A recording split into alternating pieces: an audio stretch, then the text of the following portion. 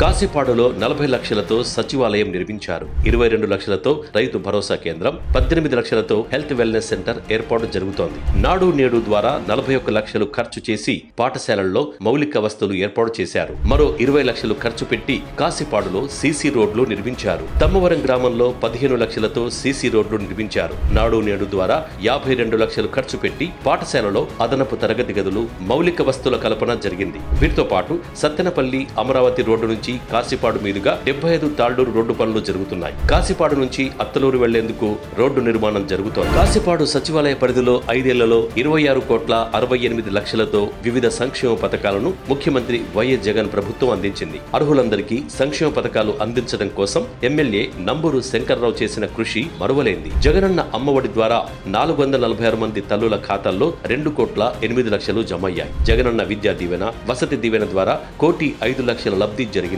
వైఎస్ఆర్ రైతు భరోసా ద్వారా 3,52 లక్షల లబ్ధి చేకూరింది. క్రాప్ ఇన్సూరెన్స్ ద్వారా 54 లక్షల సాయం అందింది.